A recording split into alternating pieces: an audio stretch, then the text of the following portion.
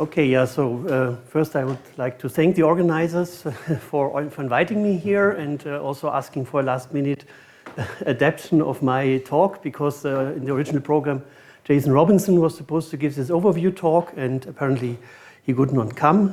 So I kind of added to my talk, which you find in the program, a few introductory slides on superconductor ferromagnet hybrids. Also I will not talk about this, but there are other talks in the afternoon. Yeah, so the plan is here just to give you the idea that I will kind of remind you on some more or less old facts, but what happens when I bring superconductors in contact with a ferromagnet, and especially have the tutorial aspect here in mind, that this can lead to some interesting effects which have been observed and are still kind of being observed. And I would like spin polarized supercurrents and things like this. And I would also like to convince you that the language of Andreev bound states is a very convenient way to think about these systems. And actually this will be also the basis of my talk mainly. Okay, so superconductivity, you already saw BCS wave functions this morning, and it's characterized by a function called the anomalous Green's function, which is a function which has a structure in spin space, it has a structure in orbital space, coordinate space, and it has a structure in time space. And we know that the two-particle, you can see this as a two-particle wave function. It has to be antisymmetric under exchange of any of the coordinates. So this kind of brings up such tables which people draw to characterize different superconducting states. Actually, is it possible to lower the shades on the window here to the organizers? because I don't see the screen, because or no, this one, not this one, this one. It would be this one here. Okay, yeah. Excellent, thank you. Yeah, okay, so there's orbital symmetry, which is kind of in direction space. It can be S wave, P wave, or D wave. And then we have a difference in spin wave. It can be a singlet or a triplet states. And there's also the possibility to be odd under time coordinate exchange, which would be then frequency. So this adds this kind of all possibilities. And the question is what occurs in nature or in engineered structures. And I would say mainly these first two are kind of most abundant, I would say, simply because they are robust against structural disorder, whereas the other components are destroyed by structural disorder and much more difficult to create. But there exist, like in helium-3, it's a P-wave superconductor, and the high TCs are supposed to be D-wave superconductors, but again, it's difficult. Okay, and then there's a special corner here, which is a kind of engineered structure, superconductor and ferromagnets, which realize this odd frequency component, and you will hear later more about that. Now let me go back in history, so to say, so what happens if I add a superconductor and a ferromagnet? And this was, I think, one of the first times addressed already quite a while ago, yeah, almost 60 years ago, by Fulde, Ferrel, Larkin, and Ovchinnikov. And by the way, Peter Fulde unfortunately just passed away a few weeks ago, but you see that this was a very important work. So a Cooper pair, in the simplest way you can imagine, of two electrons which are bound, which have opposite momenta and opposite spin. And if you now think about the simplest model of a ferromagnet, just the Stoner model where you basically spin split the Fermi surfaces, then you see that you have different momenta at the Fermi surface for up and down spin, and this basically leads to the fact that the, so to say, bound state, if you want, gets a finite momentum. So these two electrons go into a bound state. Of course, you would not have a current in the ground state, so but this can lead to an inhomogeneous order parameter, which is characterized by a momentum, and the momentum is given proportional to this exchange field here. And this basically was predicted here by FFLO, how this is called in short, that there is a certain region where we have such a spatially dependent order parameter which also changes sign.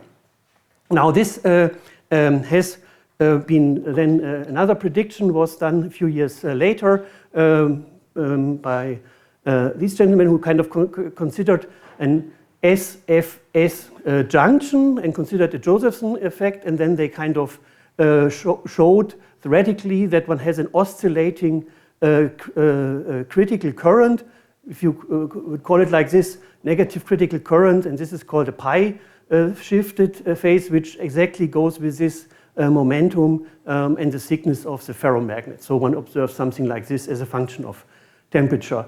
Now the first experimental hint for this was not in such a geometry, but it was in multi-layers of superconductors and ferromagnets, and then people observed as a function of varying the thickness of the ferromagnet, they observed an oscillation of the critical temperature. So it's a very small or rather small effect here, but this was maybe the first experimental hint that this kind of oscillation really appears. And then several years later, a whole bunch of experiments in 2000s emerged.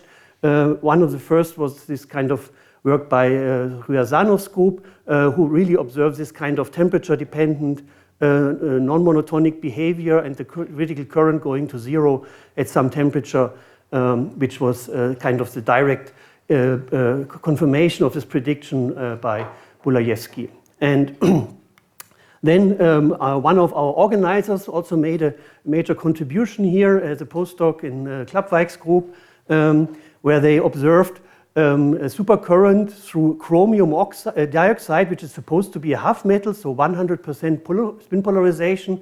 And this distance was fairly large, like several hundred nanometers, and remained kind of a big mystery for many years, if it's how this worked out.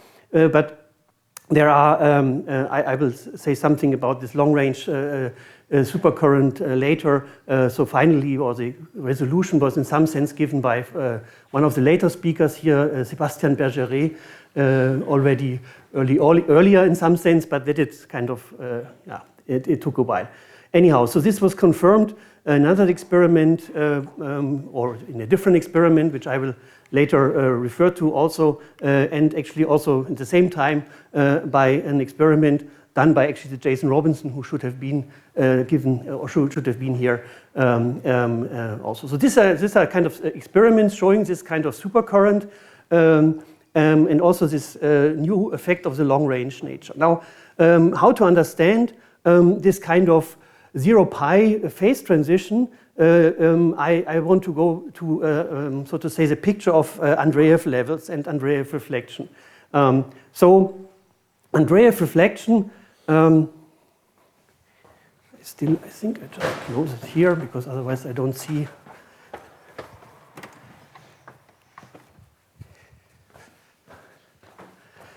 So what is Andreev reflection? Andreev reflection is the process of, if I have an electron impinging on a superconductor at an energy below the gap of the superconductor, because it cannot go on as an electron. It can, however, kind of grab another electron and form a Cooper pair, which then moves into the superconductor, and the other electron which was taken can be seen as a hole which is reflected, and this is why it's coined Andreev reflection. Remarkably, this process is actually phase sensitive, so it depends on the phase of the superconducting order parameter. And this is a major, very important point because it kind of can be extended now. Suppose I take a second superconductor with a different phase and add it here on this side, and you know there's something in between. Now this hole which goes back, so to say, can again be Andreev reflected as an electron, and then I kind of close the loop. And because they also acquire an energy-dependent phase, if I add up all the phases, I can get, like a Bohr-Sommerfeld quantization condition, constructive interference for certain energies, and then this form a bound state, the so-called Andreev bound state, and this energy depends on the phase difference, right? And that's the kind of key thing here, that I have energies which depend on a certain phase difference.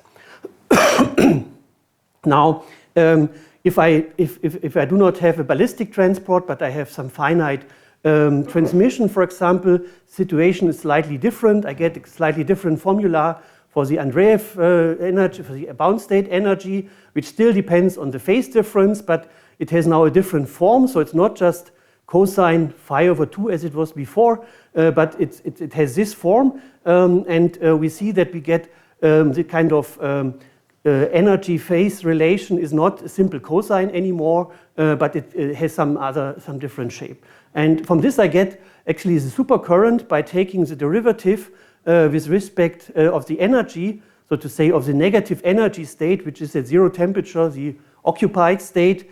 This gives me the current phase relation, and it's kind of can be non-sinusoidal, like sine phi over 2, or it can be sinusoidal in the standard way if the transmission is very small. Yeah, so I have a large variety of current phase relations which can appear here in this simple system. This is the simplest of all systems. Of course, there are we can do a lot of other things. Now, how to understand? But this current, this is always what you would call a zero phase, right? Because the current here between 0 and pi is, if you want, always positive in whatever proper direction I look at this, right? Now, how to get a 0 pi transition? One can understand this by combining this Andreev picture, which tells me I have some energy which is phase dependent, and I combine this with the picture of the phase shift I get in a ferromagnet. So if I now replace this metal by a ferromagnet, I have an additional phase shift which comes exactly from this momentum I explained before, multiplied with the length or the distance here. Then it gives a phase shift which is in addition acquired. So basically I have, without phase shift, I have this kind of band structure. Let me call it a one-dimensional band structure, cosine, and the current phase relation is the sine. And now I add this phase shift, and this phase shift will basically split this energy bands in phase. Yeah? So I get two bands. One is, so to say, shifted in one direction of the phase, the other is shifted in the other direction. And now I simply add this energy. Okay, this is kind of very basic. I just take two cosines, shift one in this direction, one in this direction, and then I get again a cosine, but with a reduced amplitude. But of course, I can simply calculate this for the cosine case.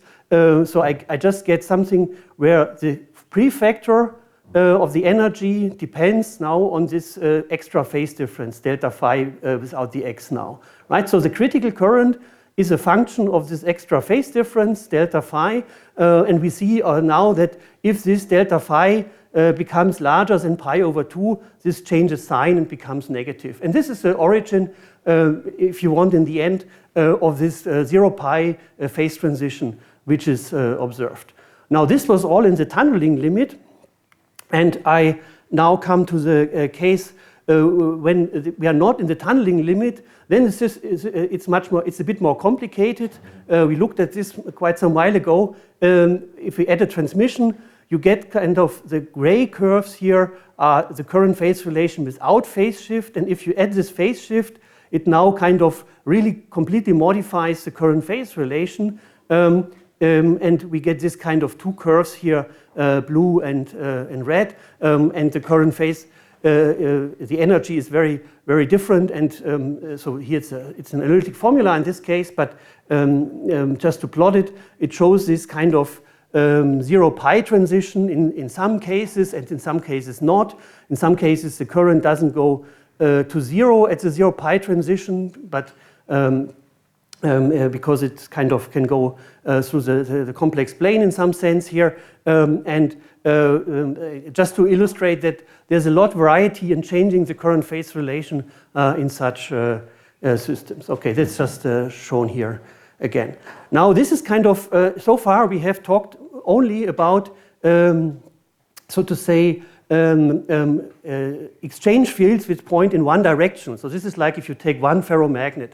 Now, what was important in this cases for the long-range triplet effect was that there are some non-collinear magnetizations in the game. So what happens if you have a non-collinear magnetization? And here I have this kind of picture to explain this, and also related to the fact that I have triplet superconductors. So if I take a spin singlet and I essentially scatter it with a ferromagnet, for example, with spin-dependent transmission amplitudes, then because one is, so to say, an electron, one is a hole in some sense, so I acquire a phase difference here between the up and the down transmission, which is called a spin-dependent phase shift. And by combining this properly, I get a superposition of the singlet and a triplet state. So I have already a triplet state, but this is of course a mixed spin triplet state, right? So it has spin projection on the z-axis equal to 0. So this, for example, does not like to propagate in a ferromagnet, but I can actually simply rotate this in the basis of x spins, and in the basis of x spins, this is kind of up, up, plus down, down, so it contains suddenly equal spins. Yeah. So and now, if I add the next ferromagnet, which is now polarized in the x direction, which, for example, has a transmission probability which is, for example, 0 in one direction. This is kind of the case of chromium oxide. Yeah. Then I filter out one of these Cooper pairs, and I remain with a pure equal spin triplet Cooper pair, which somehow can happily propagate in a 100% polarized material. And this is supposed to be the origin of this long-range triplet effect. And here I mentioned the theory where it was first predicted by Sébastien Bergeret, and then there are several works kind of continuing this, extending this, and understanding this and applying it to several experiments. And I would just want to show you this nice experiment. All experiments are nice, of course, but I found this always very clear because it was a really very good control experiment by the group of Norman Birch in Michigan. And what they did, they kind of took a cobalt layer here, or layers, and then they added another ferromagnetic layer, which is known to kind of grow or has a magnetization which is perpendicular to the one. And then they observed that they changed the thickness from this perpendicular layer from, so to say, 0 to a finite length, and without this, they saw an exponential suppression of the supercurrent. Yeah, this is the singlet, the mixed spin triplet supercurrent, and then they added another ferromagnetic layer with this palladium nickel alloy, and suddenly the supercurrent increased by a factor of 100. And I think this was really a convincing argument that it's these non-collinear spins which kind of creates this long-range triplet component. Okay. Yeah, so that's basically my main introduction to this field. I wanted to highlight there is this kind of creation of unconventional superconducting states, and you will hear, if I look at the program, more about this in later talks today and tomorrow. I would like to point out this simple picture one can obtain using Andreev states, and because this will be the topic of my kind of second half of the talk. Yeah, actually, there's no ferromagnetism anymore, but anyhow, there are interesting effects, and you will also realize that the morning was a perfect introduction. You heard something about fractional Chern insulators. You heard something about quantum geometry, so this will all be in this talk. So if you before this day you never heard of quantum geometry, after this day you have to remember this very fundamental and very nice concept, because it will also play a role here. Okay, so I start with again some kind of introduction, and then I want to come to the case to explain you that we can think of multi-terminal systems, so systems which have more than 2 superconducting leads as synthetic dimensions, and then we can play a lot of funny things in these systems and realize states in higher dimensions which are otherwise not possible. Okay, so this is a repetition of the quantum Hall effect. So in quantum Hall effect, we know all this kind of Hall resistance is quantized in these units of h over e squared divided by some integer number. And as was explained in several talks already, this is kind of an amazing effect, because in such like very dirty solid state systems, you actually achieve accuracies of this quantization, which I think now is 10 to the minus 9 or something like this. So this is really astonishing. I'm not sure of any other effect here. Okay, now this actually can be related, to understand this quantized conductance, it can be related to a topological argument by Laughlin, where you consider kind of this as a pumping event. So it's a bit complicated. So you have this kind of two-dimensional electron gas is now a ring. The voltage you apply is now a flux you change in time. Yeah, and the flux changing in time leads to is a voltage. And then because everything has to be adiabatic, does not change when I change the flux by one flux quantum, I can calculate that the current is, so to say, given by exactly 1 e squared over h. So one electron is pumped per flux quantum, and this translates into this kind of formula for the current voltage characteristic, and I have the quantized conductance. And that, while this is kind of a very generic argument, we still have to make sure that you do not have other excited states and things like this. And this was a big achievement of Saulis to show that this is actually related to topological quantity, so some quantity, which is the Chern number, which can take only integer values, at least in under reasonable assumptions, like not too much disorder or things like this. Okay, so then this quantity Berry curvature then is actually also related to this quantum geometry, and here I can be rather short, but I will show you in a moment why it's important for us. So you heard this in the introduction in the morning. If I change a quantum state by some amount of the parameters, which I already call phi here, then I can kind of ask how much does the state change if I kind of like the state vector, which I transport in my Hilbert space, if you want, or in the parameter space.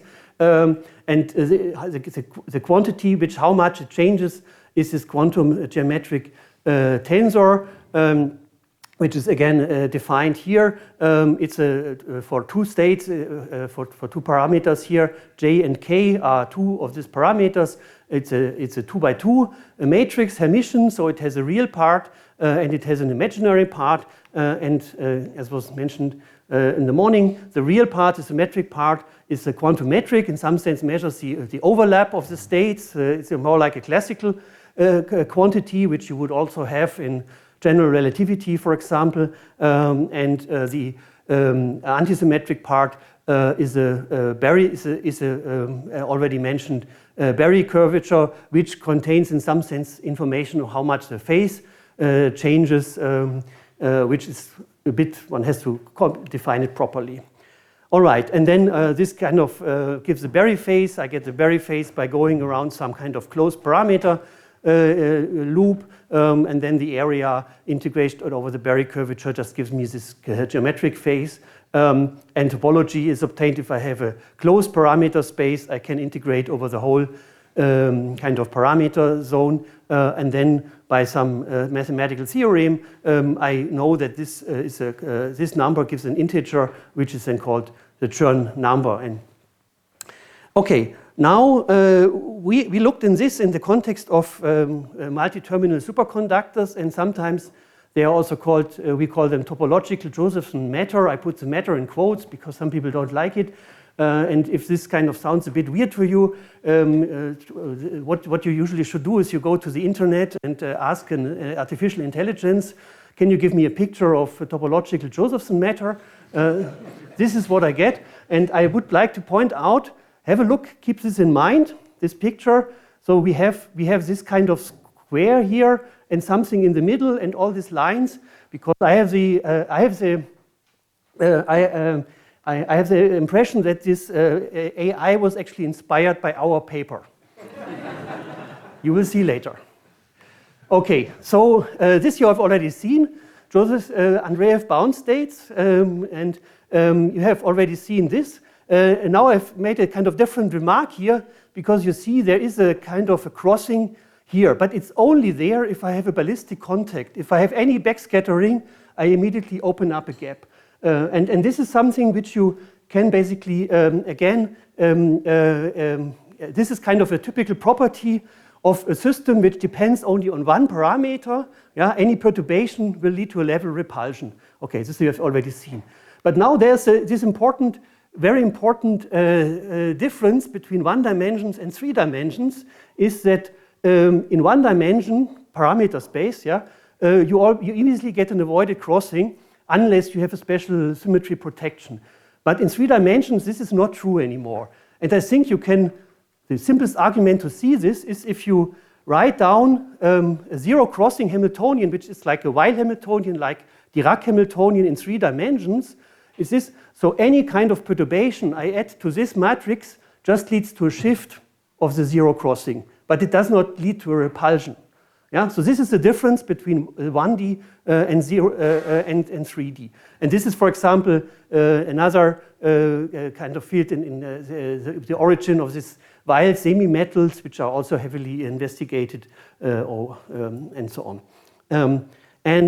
Now we can ask, can we find such stable zero crossings in multi-terminal matter? And here unfortunately, it was not my idea, but it was the idea of Yuliy Nazarov and other people who suggested to look at a scattering region with many superconducting terminals. Yeah, now we have not only one phase difference, but for n superconductors, n-1 phase differences. And then, because they are by definition periodic in the phases, I can talk about this like an n-1 dimensional Brillouin zone. Yeah, that's why I call it matter, because now I will have states which live in this 3-dimensional Brillouin zone, just like electronic states in a. Okay, now we have these bound states. They kind of looked at this. So I now look for zero crossings, and they kind of randomly generated scattering matrices, and for some they found a stable zero crossing. So stable means they do not change, they don't go away if you change a little bit the parameters, they just move to another phase point. Yeah? And in this 3-dimensional Brillouin zone, we have, in this case, 4 of these points. Okay, now interestingly, they are also, the states are topological, and in particular, it turns out that there's a direct relation to the quantum Hall effect, which was also pointed out in this work. So basically, if I apply small voltages, I can think about this as like adiabatically moving the phases, or almost adiabatically. And then I can calculate the current, for example, like this one. So the current actually contains the Berry curvature of these states. And if I integrate the current over the whole phases, so to say phi 1 and phi 2, I get the time averaged current. And because the integral over the Berry curvature is quantized, it will give an integer number. And that's actually what they found, or they've shown, that the formula is an exact analog of the quantum Hall effect. There's a Chern number appearing, except that the quantum of conductance is now 4e²/h instead of e²/h. Okay, and this is what they found here, and which inspired kind of a number of works, which I do not list here. Okay, now we kind of asked 2 questions now. The first one was, can we engineer a system which is kind of a good way to give it to, say, to motivate experimentalists to build something like this? And the other one was, can we also see this not only in transport but in spectroscopy? Because sometimes microwave spectroscopy is is kind of a preferred method to observe these systems. Okay, and now comes the systems we looked at, and here look at the first system, right? So this is, I think, what inspired the AI to this picture. Yeah? So this is the work we studied in this paper from 2020. So this was just the first system where we found a non-trivial topological phase, but then we looked at other systems, this kind of the whole zoo here, and I will not talk about those here, but we found it in this system with 4 superconducting terminals and somehow just a single resonant level in the middle. We don't need Coulomb interaction here. We take Coulomb interaction into account in the last paper here, but it doesn't really affect, or it does affect the topology, but unfortunately in a negative sense. Okay, so how do we treat such systems? Well, we have, this is like almost like a tight binding model, yeah. So you have hopping from here to here, from here to the dot and to this side, and all these hoppings depend on phase difference. So you can effectively reduce this to a low energy Hamiltonian if the hopping amplitudes are small compared to the gap. Then it's a 2x2 Hamiltonian, which exactly has this Weil form, if you want. So we have here's now called D vector, and all this kind of elements of this 2x2 matrix depend on the phases and phase differences. Okay, then we ask, does this have Weil nodes? And again, this just means to ask if this vector has 0 length, and it turns out there is a certain region of parameter space where I find this. Okay, and then here are some plots of the current of the energy phase relation. So I always fix one of the phases, phi 3, and then plot it as a function of phi 1 and phi 2. And you see, like, it's a gap phase here. The gap is closing as one Weil node here. Then the gap opens again, and then the gap closes again with 2 Weil nodes, depending on this phase difference. So these are locations of our Weil nodes, and of course we can calculate the Chern numbers in this system and find that they are finite, and therefore we have this kind of we have this quantized transconductance. So since we have to calculate the Chern number, we don't need to calculate anything else. Okay, so this was kind of our engineering part. Yeah, so we have a system, or we have a couple of systems which show this. Now the spectroscopy part, and for this I'm going to tell you something which you already know, but maybe didn't realize that it's related to quantum geometry. Namely, I look at Fermi's golden rule.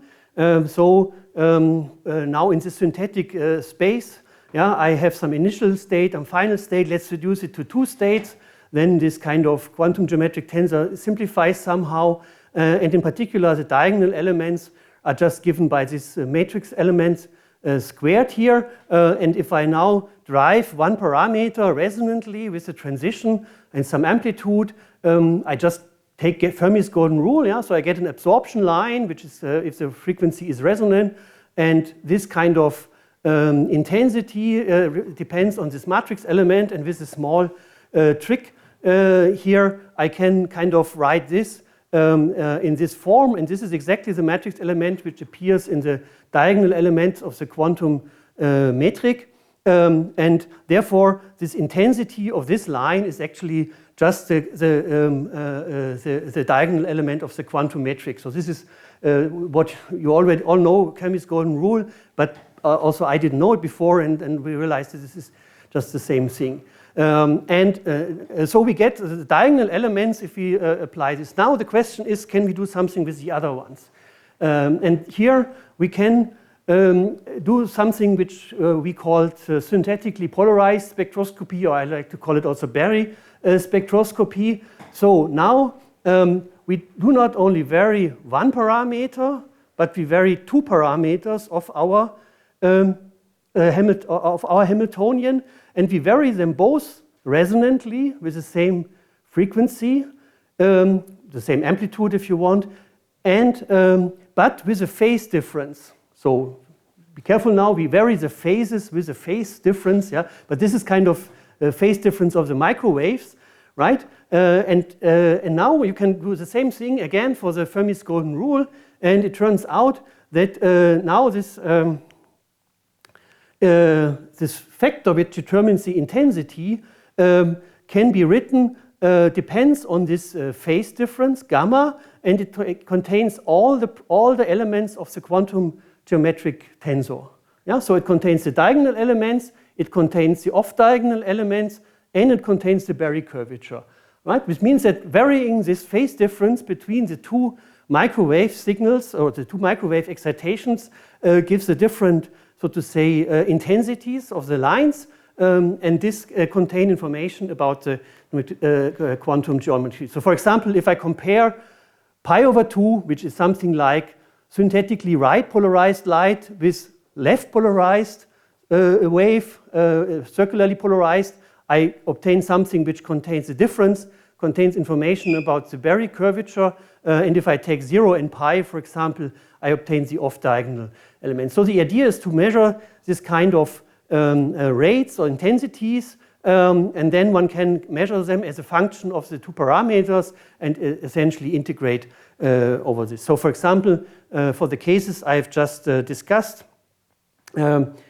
I've shown it here. So this is kind of shows now this two-dimensional Brillouin zone. Yeah, so it's cut through this phi 1 and phi 2, and this is the rate for one circular polarization, and this is the rate for another circular, for the opposite circular polarization, and then if you subtract it, you get the Berry curvature, and here you see with the naked eyes in some sense that the integral over this gives 0, so this is the trivial phase, but in another phase, now I forgot which parameters, but then you have, you have this in one side and this in the other side, so these are the locations close to the Weyl nodes if you want, right? So we are in the gap phase, so we do not have Weyl nodes, but they will appear here and here, and then we basically, from the subtraction, we get this Berry curvature, and you'll see that it's finite if integrated over the whole surface. Okay, so this is a summary that this kind of microwave spectroscopy is interesting and has information about the quantum geometric tensor. Okay, now I let's go back from theory to experiment, so that the experimental friends here are a bit on board. And I can also say, what is the experimental status of these things? So we worked here together with the group of Fabrizio Nichele at IBM Zurich. They kind of created such structures. So far, they have created a 3-terminal structure, and I will show you in a second how we can how they can make this. So this is a hybrid structure. It's a semiconductor, superconductor hybrid structure. So it's shown here. So what do we see here? So the blue stuff here, or this bluish stuff here, this is superconductor. So these are so there's the left, the right, and the middle superconductor, and you see the left in the middle is connected by a loop, and the right in the middle is connected by a loop. And so the Andreev bound states, they live here between the left, right, and middle part. And then the fluxes are controlled by lines to the left. So this is how they can control two fluxes independently through these loops. And then, in that case, they do not probe the current, they actually probe it spectroscopically, tunneling spectroscopically. So there's another terminal here, which is tunnel coupled, so there are all these gates everywhere, which kind of allow you to kind of pinch this off and make tunneling spectroscopy of this central region here. So this is kind of zoomed in the central region. So you see the length scale, 500 nanometers, so this kind of central region here is like 200 nanometers where these bound states live. And then they kind of make spectroscopy. Here they show plots where they show a fixed, so they make spectroscopy at a fixed energy, which is because the third terminal, this other terminal, this probe terminal is also superconducting. You have to go over the superconducting gap of those. So 170 microvolt roughly corresponds to 0 energy. And here they show, so higher intensity means high tunneling conductance, how this depends on the right current and the left current, and you clearly see that there are some kind of states appearing here. They somehow cross here in a certain way, but they clearly depend on the two phase differences. Then to basically check that they, so here they kind of pinched off the right loop. So they there's a kind of a gate which pinches this loop completely off. And then you see you have only kind of one dependence. Of course, there is some crosstalk. Clearly, if I send a current here, it will generate flux here, but it will also generate flux here, right? But you see basically from the visual impression that you can basically recalculate this because it's all this kind of slopes depend on mutual conductances and so on. Okay, so then it's gone. So now what are the spectroscopy data they see? So these are, by the way, these are data, right? So it's really beautifully periodic. This is experimental data. Now, which is a little bit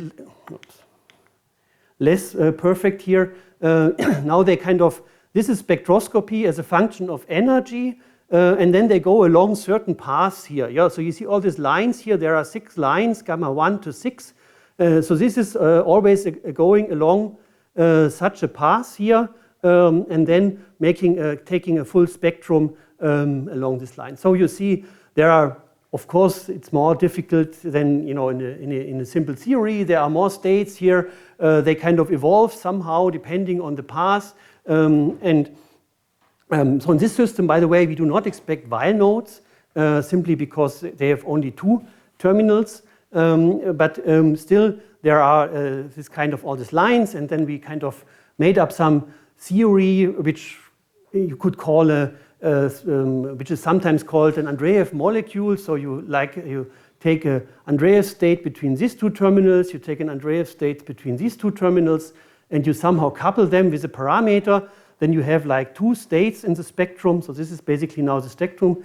When they close in energy, they hybridize, and this all depends on the superconducting phases, right? And that's basically our reproduction of this experiment, which I don't have it side by side here, but then this kind of reproduces the data quite well, and also this kind of coupling here of the states, which is kind of shows, kind of gives the title phase engineering this Andreev states. Okay, so this is the status. Obviously, they kind of can go on to 4 terminals, and they are doing this, but so far no kind of really conclusive results. How much? 10 minutes? 12? Okay.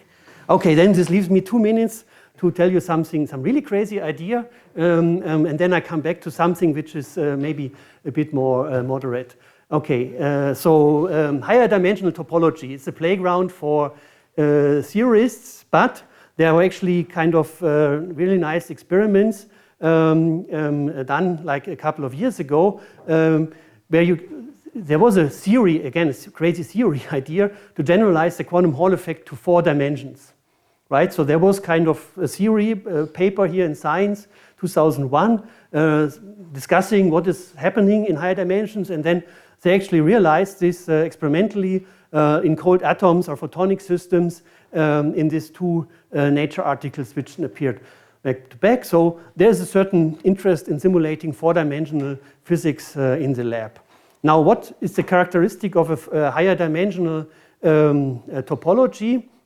Well, there's something called the second Chern number, and this is most easily kind of realized or understood as considering like you have now 2 states and 2 levels, but each level is 2-fold degenerate. Then you have like 2 states, and this means that if you kind of move around in your parameter space, you do not only acquire a phase, but you change the superposition of the states, right, of these 2.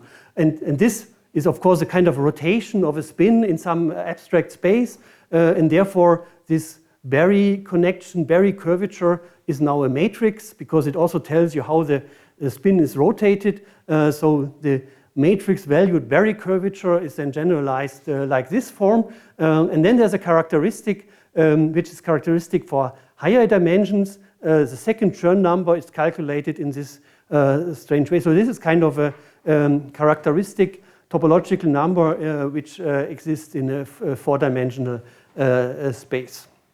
Okay, and there are certain interesting things. And then this kind of rotation in the two-state space is, of course, then called a non-abelian Berry phase, because it's non-abelian, because it's a matrix rotation, and matrices, of course, do not commute if I kind of make two different loops or two different paths in different dimensions. So there is a non-abelian Berry curvature. And so we asked ourselves, obviously, in this kind of superconducting system, we are not limited to 3 dimensions, right? We can add more superconductors, and we add 4 dimensions and more. We actually came up with such a proposal, which is realizing such a state which is like two dots, but we have to add more superconductors. We have to add spin-dependent hopping, so some kind of spin-orbit interaction. So everything is quite complicated, but I don't really write down the full Hamiltonian here, but in the end we came up with kind of an effective description in terms now of 5, so this kind of a D vector has now 5 elements, and these gammas are like Dirac matrices. And I just advertise here that we found a second, non-trivial second Chern number. The first Chern numbers are all 0 in this system, which is, I think, interesting. So this clearly shows that this is second Chern number is a characteristic of this 4-dimensional space. And then we also found a non-abelian Berry phase. So if we make this kind of closed loops, like either we go around just around a torus like this one, or we go around a torus like this one, realizes different rotations in this 2-dimensional space. And this is what people call holonomic quantum computing, where you have, so to say, 2 degenerate states, and by geometric manipulations you kind of change these states. Now, if this is, I don't know, if this is really more robust than in other things, probably it's robust against realization in the next years because it's so complicated. But, you know, there are proposals for that around.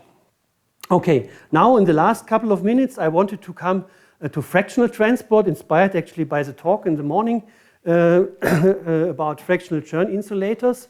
I told you that this transconductance in this superconducting multi-terminal junction was quantized in units for E squared over H, and then you could ask a natural question. So if I have a realization of an integer quantum Hall effect, do I also have a realization of a fractional quantum Hall effect? And so we were searching for this, just to kind of bring you again to the topic. This is a fractional zoo here of levels and so on. Was all explained in the morning. Here's again the Laughlin wave function.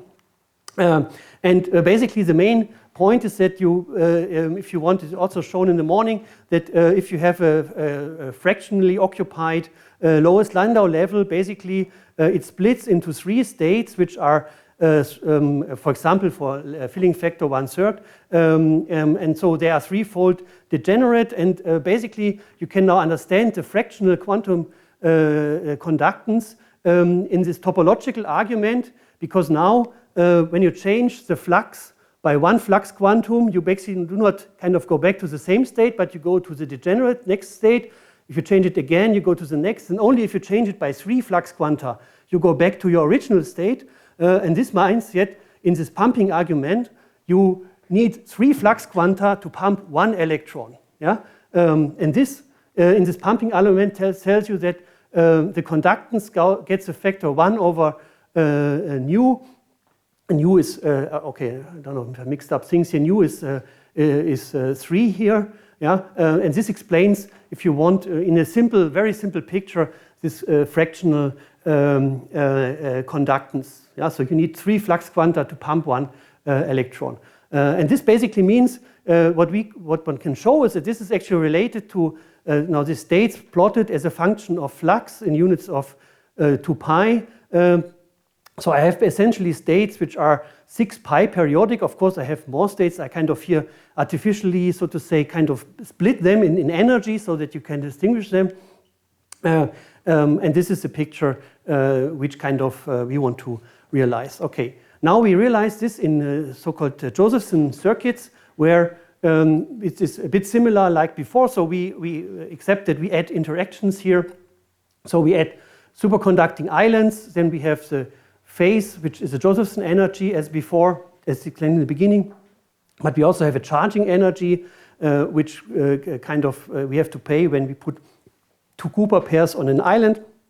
This was a big topic in the 90s and 2000, and it's the basis of superconducting qubits, if you want.